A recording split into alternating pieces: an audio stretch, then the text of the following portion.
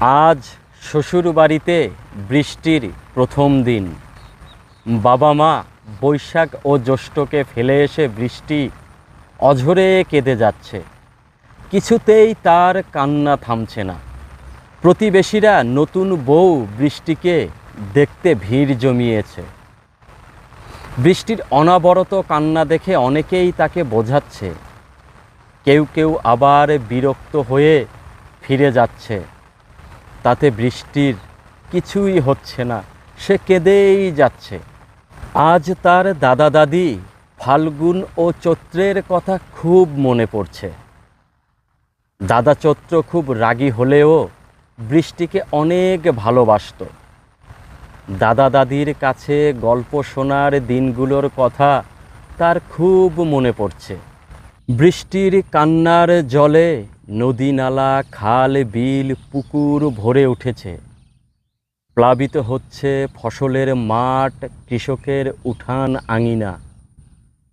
গবাদি পশুগুলো বেড়ার ফাঁক দিয়ে অপলক দৃষ্টিতে তাকিয়ে আছে। জলের স্পর্শে তরতাজা হয়ে ওঠা ঘাসগুলোর দিকে তাকিয়ে তারা আফসোস করছে। বৃষ্টির কান্নার জলে ভেঙে পড়ছে পাখির নীড়, নদীর তীর, মাটির ঘরের দেয়াল। তবুও বৃষ্টির কান্না থামছে না, সে যেন নিষ্ঠুর উন্মাদ হয়ে উঠেছে। বৃষ্টির শ্বশুর শাশুড়ি ভাদ্র ও আশ্বিন তাকে খুব করে বোঝাচ্ছে। বৃষ্টির স্বামী তাকে হাসানোর জন্য চেষ্টা করছে।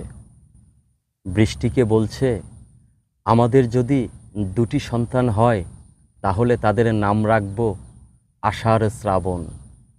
তবুও বৃষ্টির কান্না থামছে না। বাড়ির সমস্ত আনন্দ যেন থমকে গেছে। তবে বৃষ্টির কান্নার জলে আনন্দে উদ্বেলিত হয়ে উঠেছে ঘাস, লতাপাতা, বৃক্ষরাজি। মাছেরা বংশ বৃদ্ধি করতে শুরু করেছে। এদিকে খবর পেলাম বৃষ্টির ভাই কার্তিক ও অগ্রহায়ণ তাকে দেখতে আসছে। তারা এলে হয়তো বৃষ্টির কান্না থামতে পারে।